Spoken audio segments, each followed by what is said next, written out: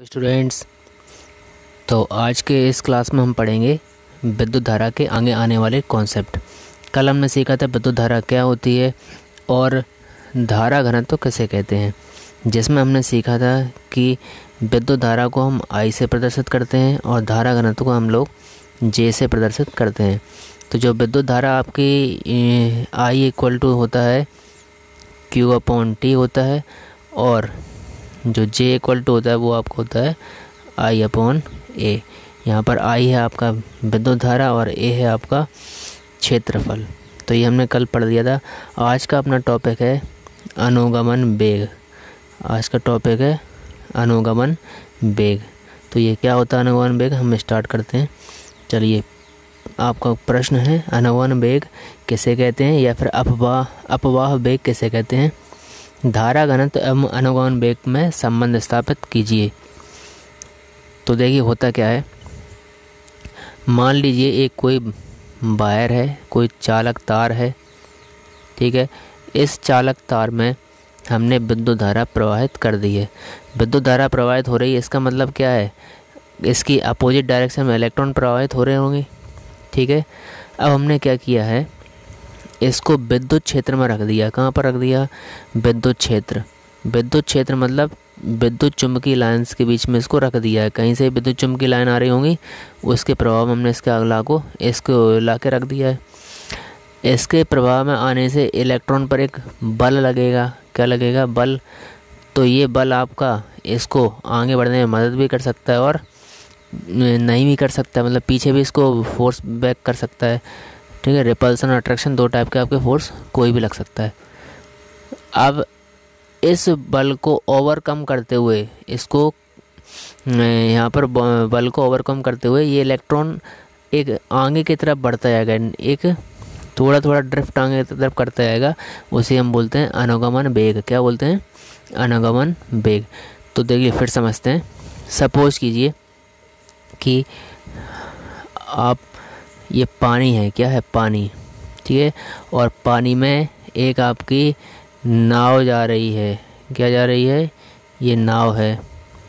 नाव में आप यहाँ बैठे हुए हो, ठीक है। ये आप हो, ये आपके साथीगण हैं, तो इस तरह से बैठे हुए हैं। अब ये नाव तो आपकी आगे की तरफ दिशा में जा रही है। कहाँ जा रही है, आगे जा रही है, ठीक है। लेकिन देखो पानी में नाव बहती जा रही है, बहती जा रही है। आप इस नाव पे ऊपर बैठे हुए हो, ठीक है। तो ओवरऑल इसकी जो गति है वो क्या होगी, नाव तुम्हारी आगे भी जा सकती है और पीछे भी जा सकती है। तो ये है इस विद्युत क्षेत्र का प्रभाव। लेकिन तुम इस नाव के ऊपर आगे भी चल सकते हो, पीछे भी चल सकते हो, ठीक है। एक इसी डायरेक्शन मान लो चल रहे हो ऊपर, तो ये है तुम्हारे ड्रिफ्ट वेलोसिटी यानी कि अनुगमन वेग, ठीक है। तो कोई भी इलेक्ट्रॉन विद्युत क्षेत्र के प्रभाव में कितने औसत वेग से आगे चलता है या प्रवाहित होता है, वही क्या कहलाता है, आपका अनुगमन वेग कहलाता है। तो इसको हम कैसे परिभाषित कर सकते हैं, किसी चालक में इलेक्ट्रॉन विद्युत क्षेत्र के प्रभाव में एक नियत औसत वेग से प्रवाहित होते हैं। इस नियत औसत वेग को ही अपवाह वेग या अनुगमन वेग कहते हैं।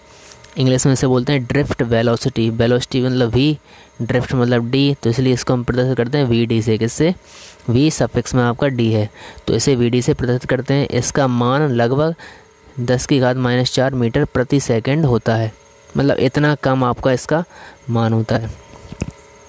अब चलिए आपको मैं संबंध बताना है धारा घनत्व एवं अनुगमन वेग में। तो धारा घनत्व तो आपको पहले पता होना चाहिए क्या होता है। धारा घनत्व को हम बोलते हैं J। किससे प्रदर्शित करते हैं, J से प्रदर्शित करते हैं, ठीक है। और अनुगमन वेग को हम प्रदर्शित करते हैं Vd से। किससे, Vd से।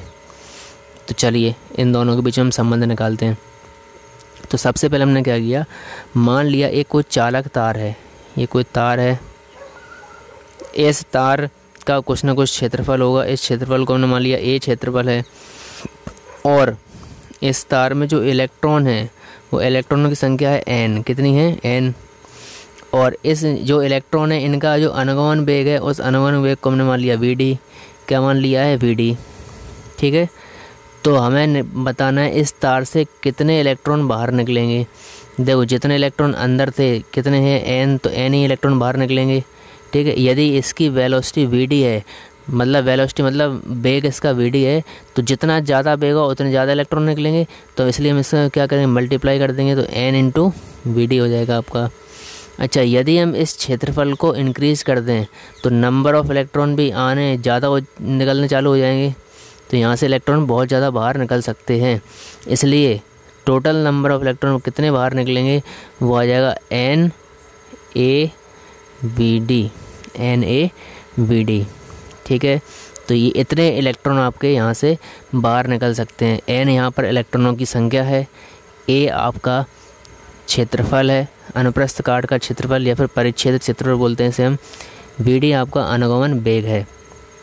ठीक है, तो ये आपका इलेक्ट्रॉन कितने बाहर निकल रहे हैं। अच्छा, यदि हम कोई समय मान लें, नियत समय t, कितना समय t, तो कितने t समय में कितने बाहर निकलेंगे, तो हम t का क्या कर देंगे, मल्टीप्लाई कर देंगे। तो t समय में किसी तार से कितने आपके इलेक्ट्रॉन बाहर निकले हैं, NaVd इंटू टी। ठीक है, तो ये आपके इलेक्ट्रॉन है। तो यहाँ पर देख सकते हैं आप, ये लिखा माना किसी चालक तार के अनुप्रस्थ परिक्षेत्र का क्षेत्रफल a है, उसके प्रति एकांक आयतन में इलेक्ट्रॉनों की संख्या n है।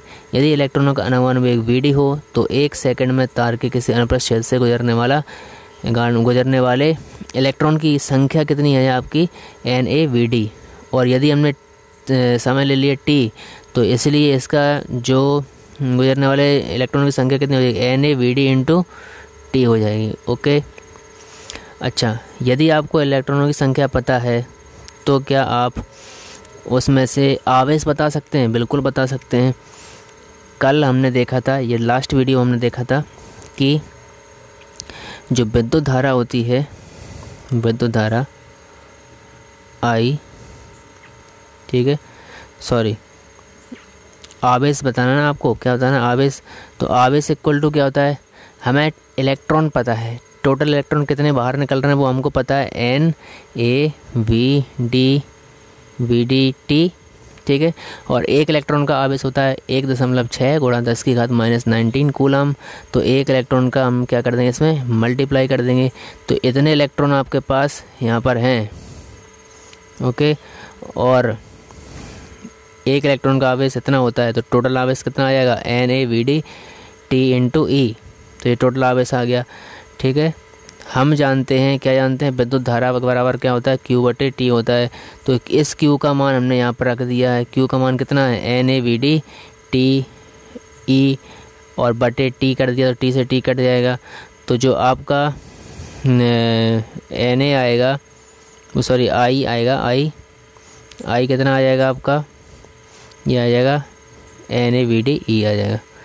ठीक है, तो ये Vd क्या चीज़ है, आपका अनुगमन वेग, और I है आपकी विद्युत धारा। तो विद्युत धारा और अनुगमन वेग में या अपवाह वेग में आपका संबंध आ गया। लेकिन आपको संबंध तो धारा घनत्व में निकालना है, तो धारा घनत्व में भी निकाल सकते हैं। धारा घनत्व का सूत्र क्या होता है, J/IA। तो I/A, I का मान यहाँ से रख दो इसमें। तो I का मान कितना है, यहाँ से I का मान है आपका NaVd/E। तो हमने I का मान रख दिया यहाँ पर, NaVd/E रख दिया यहाँ पर, और नीचे आपका A है तो A से A कट जाएगा, तो ये आपका आ जाएगा NVd/E। ठीक है, तो J/NVd/E। J यहाँ पर धारा घनत्व है, और Vd आपका अनुगमन वेग है या अपवाह वेग है, E आपका इलेक्ट्रॉन का आवेश है, N यहाँ पर इलेक्ट्रॉनों की संख्या है। तो इस प्रकार से हम इन दोनों के बीच में संबंध निकाल सकते हैं। तो आशा करता हूँ आपको अनुगमन वेग आपको समझ में आ गया होगा। अगला अपना टॉपिक है ओम का नियम और ओम के नियम की सीमाएं। तो चलिए देखते हैं ओम का नियम होता क्या है। तो एक भाई साहब थे, बहुत इंटेलिजेंट इंसान थे, जिनका नाम था ओम। तो ओम ने क्या बोला, इन्होंने क्या किया, एक तार लिया, क्या लिया है, एक तार लिया। ठीक है, इस तार के दोनों सिरे को बैटरी से जोड़ दिया। किससे जोड़ दिया, बैटरी से। अब मान लिया हमने 5 वोल्ट की बैटरी लगाई है, तो उन्होंने देखा कि इस 5 वोल्ट की बैटरी लगाने से इस तार के अंदर से कितनी विद्युत धारा प्रवाहित हुई। थोड़ी देर बाद उन्होंने क्या किया, 5 वोल्ट की जगह यहाँ पर 10 वोल्ट की बैटरी लगा दी। फिर देखा कि कितने वोल्ट की यहाँ, कितने एम्पियर की यहाँ विद्युत धारा प्रवाहित हुई। तो इन्होंने क्या देखा कि किसी चालक के किनारे पर, सिरों पर यदि विभवांतर लगा दिया जाए तो उसमें से कितनी विद्युत धारा प्रवाहित हो रही है। तो इसी के बीच में जो उन्होंने संबंध बताया, किसके बीच में, विभवांतर तथा विद्युत धारा, उसे ही हम क्या बोलते हैं, ओम का नियम बोलते हैं। ओके, तो इन्होंने क्या बोला, तो देखो यही है लिखा है, इसी किसी चालक के सिरों पर लगाए गए विभवांतर तथा उसमें प्रवाहित होने वाली विद्युत धारा के बीच संबंध बताने के लिए वैज्ञानिक ओम ने एक नियम का प्रतिपादन किया, जिसे ओम का नियम कहते हैं। तो इस नियम के अनुसार इन्होंने क्या बोला, इन्होंने बोला कि सभी भौतिक परिस्थितियाँ समान रहनी चाहिए। मतलब ओम का नियम जब हम लगाएंगे किसी भी चीज़ में, किसी भी तार में, तो भौतिक परिस्थितियाँ मतलब ताप, ऐसा नहीं होगा कि तुमने आज किसी तार का विभवांतर देख लिया और उसमें प्रवाहित होने वाली विद्युत धारा देख ली, फिर वो हम तार लेके उस हमने टेम्परेचर कम कर दिया, कम टेम्परेचर में देख रहे हैं, ऐसा नहीं होना चाहिए। जब हम एक्सपेरिमेंट कर रहे हैं, कितनी बार भी एक्सपेरिमेंट करें, हमेशा भौतिक परिस्थितियाँ कैसी होनी चाहिए, समान होनी चाहिए। जैसे तुम्हारे तार की लंबाई क्या होनी चाहिए, बराबर होनी चाहिए, क्या होनी चाहिए, बराबर। तापमान हमेशा क्या होना चाहिए, बराबर रहना चाहिए, ठीक है, इनमें कोई बदलाव नहीं होना चाहिए। तो इसलिए यदि किसी चालक की भौतिक परिस्थितियाँ जैसे लंबाई, ताप आदि में कोई परिवर्तन ना हो, तो इन्होंने क्या बोला कि उसमें बहने वाली विद्युत धारा चालक के सिरों के बीच लगाए विभवांतर के अनुक्रमानुपाती होती है। मतलब कोई आपका ये चालक है, मतलब तार है, ठीक है, इसके सिरे पर तुमने जितना वोल्टेज लगाया है उतनी ही इसमें विद्युत धारा प्रवाहित होगी। ज़्यादा वोल्टेज लगाओ तो ज़्यादा विद्युत धारा जाएगी, कम वोल्टेज लगाओ तो कम विद्युत धारा जाएगी, ठीक है। तो दोनों एक दूसरे के ऐसी होती हैं, अनुक्रमानुपाती होती हैं, V समानुपाती I, ठीक है, अनुक्रमानुपाती या समानुपाती।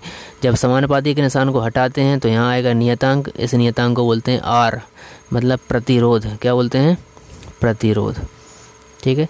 तो ओम के नियम की सीमाएं क्या हैं, सीमाएं देखिए, ये आपके ओम के नियम की सीमाएं हैं। तो पहली सीमा है, ओम का नियम केवल धातु चालकों के लिए ही सत्य है, ठीक है, केवल ऐसे चालक जो किससे मिल के बने हैं, धातुओं से, ठीक है। यदि हम अधातु चालकों के लिए ओम का नियम लगाएंगे तो अधातु चालकों में क्या होता है, विभवांतर बढ़ाने के साथ साथ विद्युत धारा का मान कम होने लगता है, क्या होता है, कम होने लगता है। यदि हम अर्धचालकों के बात करें, ठीक है, सॉरी, अर्धचालकों में कम होने लगता है, और जो तुम्हारा कुछ चालक है उनमें तो विद्युत धारा प्रवाहित होती ही नहीं है।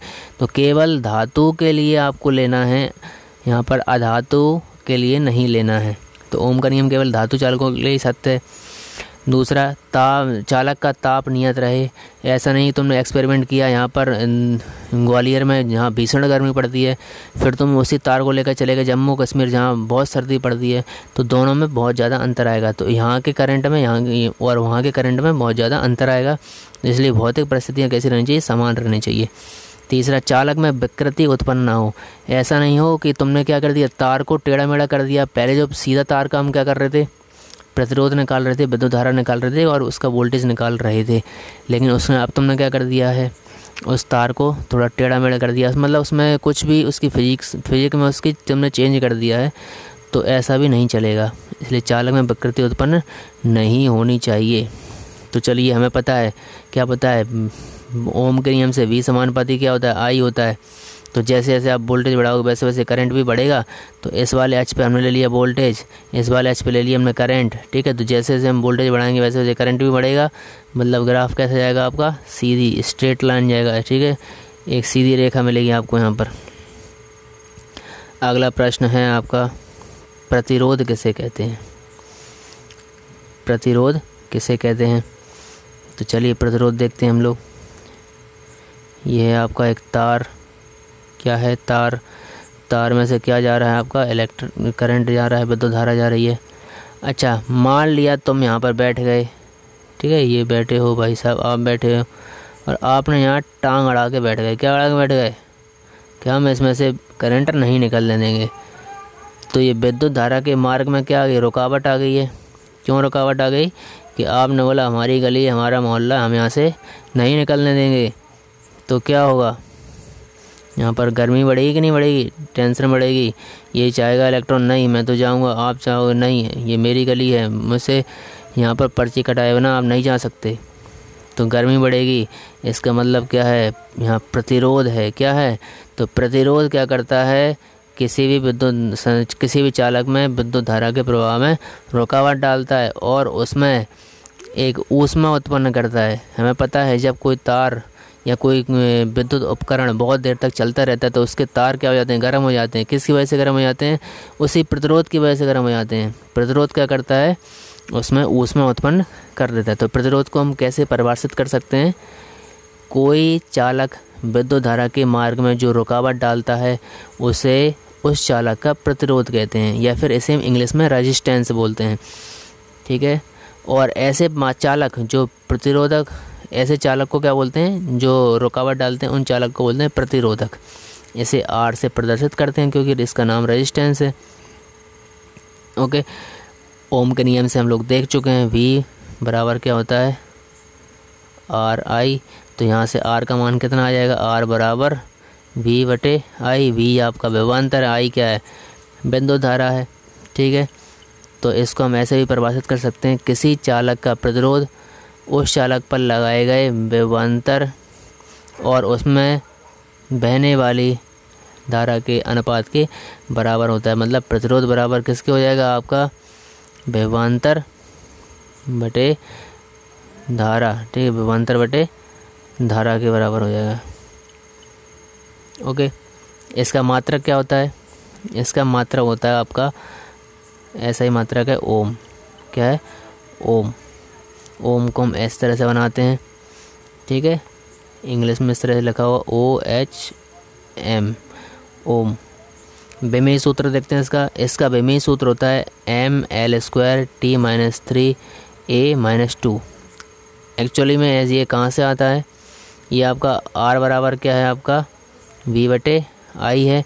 V मतलब विभवांतर, विभवांतर का जो बेमेई सूत्र होता है वो होता है ml² T-3a-1 A इनवर्स। ठीक, इसमें हमने I का डिवाइड कर दिया, I का होता है आपका A, तो A यहाँ से ऊपर आ जाएगा तो ये हो जाएगा A-2 हो जाएगा। अब विभवांतर का ये कहाँ से आया, उसके लिए आपको पढ़ना पड़ेगा। विभवांतर बराबर होता है आपका किसी भी यूनिट पॉजिटिव चार्ज को, इकाई आवेश को जब अनंत से हम किसी बिंदु तक लेके आते हैं तो उसमें जितना कार्य करना पड़ता है वो विभवांतर कहलाता है। तो वहाँ पर आपको कार्य वगैरह इन सब का आपको बेमेई सूत्र पता होना चाहिए। यहाँ पर हम केवल क्या देख रहे हैं कि इस प्रतिरोध का बेमेई सूत्र कितना है, तो ये आपका बेमेई सूत्र आ जाएगा ml² T-3a-2 हो जाएगा। अच्छा, प्रतिरोध की जो निर्भरता होती है वो किस पर डिपेंड करती है। ठीक है, पहले तो हम उसका व्यंजक देखेंगे, फिर देखेंगे किन किन कारकों पर निर्भर करती है। तो किसी धातु चालक के लिए प्रतिरोध का व्यंजक निम्न प्रकार होता है, R बराबर mLNE²AT। ठीक है, ये किसी भी धातु चालक के लिए आपका प्रतिरोध का सूत्र है। ओके, तो किन किन कारकों पर निर्भर करता है, पहला है चालक की लंबाई पर। किस पर, चालक की लंबाई। तो ये जो प्रतिरोध होता है वो चालक की लंबाई के कैसे होता है, समानुपाती होता है। मान लिया ये कोई तार है, ठीक है, ये 1 मीटर का तार है, इसका कुछ प्रतिरोध होगा जिसको हमने बोल दिया R।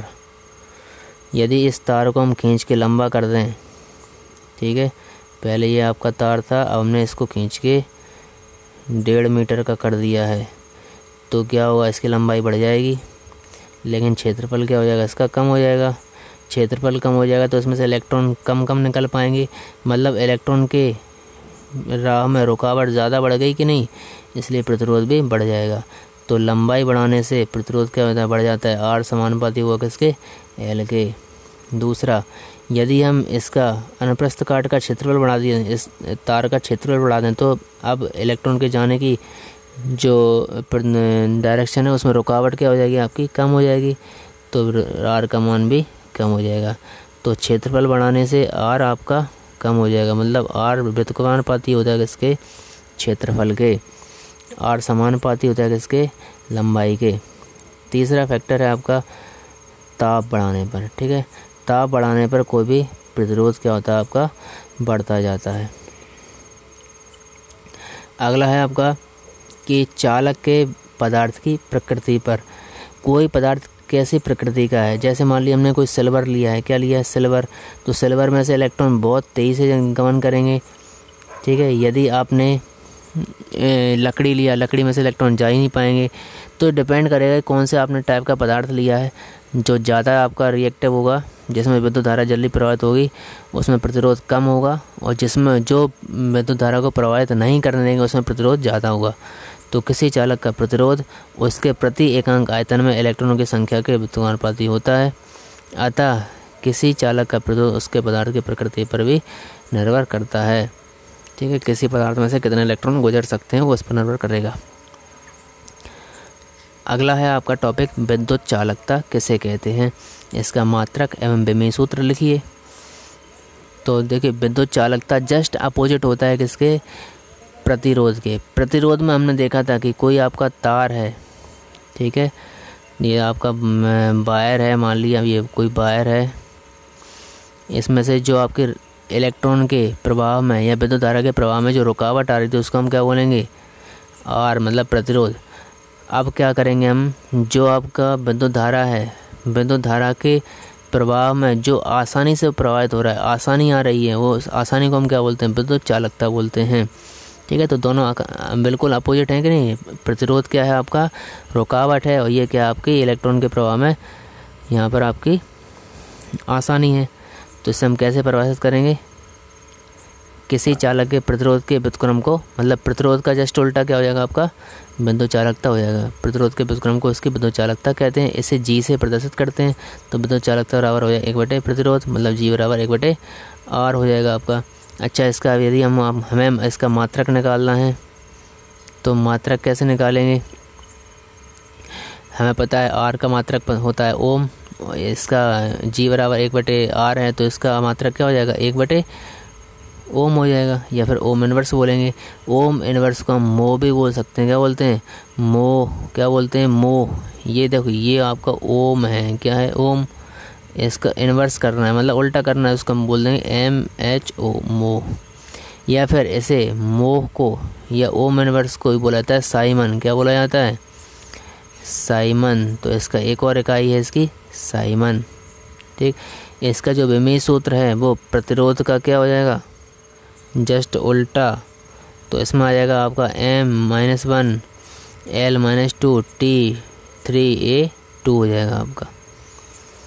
ओके, नेक्स्ट आपका टॉपिक है, किसी चालक के विशिष्ट प्रतिरोध एवं प्रतिरोधकता से आप क्या समझते हैं, इसका मात्रक एवं विमेय सूत्र लिखिए तथा बताइए कि इसका मान किन किन कारकों पर निर्भर करता है। तो विशिष्ट प्रतिरोध के बारे में बताना है, किसके बारे में बताना है, विशिष्ट प्रतिरोध के बारे में। चलिए देखते हैं।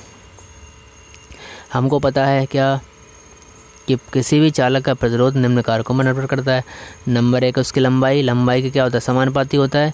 जैसे जैसे आप लंबाई बढ़ाओगे वैसे वैसे प्रतिरोध भी बढ़ता जाएगा। दूसरा है उसका अनुप्रस्थ काट का क्षेत्रफल, तो जैसे जैसे आप क्षेत्रफल बढ़ाते जाओगे वैसे प्रतिरोध आपका कम होता जाएगा, ठीक। क्यों, क्योंकि उसके राह में आसानी से इलेक्ट्रॉन पास होते जाएंगे जैसे जैसे आप क्षेत्रफल बढ़ाते जाओगे। तो दोनों के यदि आप मिला दें, आर समानुपाती एल और आर समानुपाती 1/A, यानी कि आर व्युत्क्रमानुपाती आपका 1/A, मतलब क्षेत्रफल के। तो दोनों को मिलाने के बाद ये आपका आएगा आर समानुपाती L/A। आर समानुपाती क्या आ जाएगा आपका, L/, यहाँ से A आ जाएगा। ओके, L है उसकी लंबाई, A है उसका अनुप्रस्थ काट का क्षेत्रफल। समानुपाती के निशान को जब हटाते हैं तो एक निशान आता है नियतांक। इस नियतांक का नाम है रो। क्या नाम है, रो। P जैसा बनता है थोड़ा सा, ये इस तरह से रो। इसी रो को हम बोलते हैं विशिष्ट प्रतिरोध। क्या बोलते हैं, विशिष्ट प्रतिरोध, या फिर बोलते हैं प्रतिरोधकता। क्या बोलते हैं, प्रतिरोधकता। तो रो का यदि सूत्र निकाला जाए तो ये A यहाँ से इधर आ जाएगा और L आपका नीचे आ जाएगा। तो रो बराबर हो जाएगा R, ये A ऊपर है तो A/L। तो ये आपका रो का सूत्र हो गया है। ओके, अच्छा, यदि हमने किसी तार की लंबाई 1 ले रखी है, कितनी ले रखी है, 1 मीटर, उसका क्षेत्रफल 1 मीटर स्क्वायर ले रखा है, तो जो रो का मान होगा वो क्या होगा, आर के बराबर होगा। तो एल, ए का मान हमने 1 रख दिया, एल का मान 1 रख दिया, तो आर बराबर क्या हो गया, रो हो गया। ओके, तो विशिष्ट प्रतिरोध को हम ऐसे भी परिभाषित कर सकते हैं कि किसी पदार्थ के एकांक अनुप्रस्थ काट वाले एकांक तार के लंबाई के तार के प्रतिरोध को उसका विशिष्ट प्रतिरोध कहते हैं। मतलब एकांक अनुप्रस्थ काट मतलब उसका क्षेत्रफल कितना लेना है आपको, 1 इकाई लेना है। और एकांक तार की लंबाई मतलब उसकी लंबाई की कितनी लेनी है आपको, 1 इकाई लेना है। ठीक है, तो उसका जो प्रतिरोध होगा वही क्या कहलाएगा, आपका विशिष्ट प्रतिरोध कहलाएगा। तो रो बराबर क्या हो जाएगा आपका, आर हो जाएगा। कब होगा ये आपका, जब ए आप 1 लोगे और एल भी क्या लोगे, 1, मतलब लंबाई भी एकांक क्षेत्र एकांक लंबाई लोगे और जो इसका क्षेत्रफल है वो भी क्या लोगे आप, एकांक क्षेत्रफल लोगे। इसकी हम देखते हैं इकाई और मात्रक। इसका ऐसा ही मात्रक होता है, वो होता है ओम मीटर होता है। क्या होता है, ओम मीटर। देखिए आर है, रो बराबर क्या होता है, आर ए बटे एल। ए मतलब क्या है आपका क्षेत्रफल, क्षेत्रफल की इकाई होती है मीटर स्क्वायर। और एल है आपकी लंबाई, लंबाई की इकाई होती है मीटर, मीटर से मीटर कैंसिल हो गया। आर की इकाई होती है ओम, क्या है ओम। तो ऊपर क्या बचा, ओम मीटर बचा कि नहीं, इसलिए इसका जो मात्रक होगा वो कितना होगा, ओम मीटर। और इसका जो विमीय सूत्र होता है वो विमीय सूत्र है आपका ML/Q T-3A-2। अब हमें देखना है विशिष्ट प्रतिरोध किस किस कौन कौन से कारकों पर निर्भर करता है। तो पहला है आपका, देखिए किसी चालक का विशिष्ट प्रतिरोध चालक के पदार्थ की प्रकृति पर, कौन सी प्रकृति पर, चालक का पदार्थ किस प्रकृति का है। धातु एवं जलीय तुम्हारा प्रतिरोधकता कम होगी, अधातु में आपकी प्रतिरोधकता ज़्यादा होगी। तथा चालक के ताप पर निर्भर करता है, ताप बढ़ाने के साथ साथ प्रतिरोधकता आपकी बढ़ती जाएगी, किंतु चालक की लंबाई तथा अनुप्रस्थ काट के क्षेत्रफल पर निर्भर नहीं करता। ठीक है, हमने अभी देखा था कि प्रतिरोध तो लंबाई तथा क्षेत्रफल पर निर्भर कर रहा है, लेकिन प्रतिरोधकता उस पर निर्भर नहीं करती। क्यों निर्भर नहीं करती, देखिए प्रतिरोधकता एक नियतांक है। क्या है, नियतांक। इसकी वैल्यू हमेशा निश्चित रहती है। ठीक, क्योंकि हमने अभी देखा था कि आर बड़ा समानुपाती होता है L/A के। ठीक है, जब हम इस समानुपाती के निशान को हटाएंगे, ठीक है, और यहाँ पर हम बराबर का निशान लगाएंगे तो एक नियतांक आएगा। इस नियतांक को हमने बोला था रो, मतलब प्रतिरोधकता। ठीक है, तो नियतांक का मतलब ही होता है इसकी वैल्यू क्या होगी, नियत रहेगी, एक स्थिर रहेगी। मतलब यदि हमने एक कोई तार ले लिया तो उसके लिए रो की वैल्यू क्या होगी, उसकी स्थिर रहेगी। ठीक, क्योंकि ये केवल निर्भर करता है पदार्थ की प्रकृति पर, किस टाइप का आपने पदार्थ लिया है उस पर निर्भर करेगा। तो ये था आज का लेक्चर। कैसा लगा आपको कमेंट में ज़रूर बताइए। यदि आपको अच्छा लगा हो तो आप इसको लाइक ज़रूर करिए और अपने फ्रेंड्स के साथ शेयर भी ज़रूर करिए। Thank you.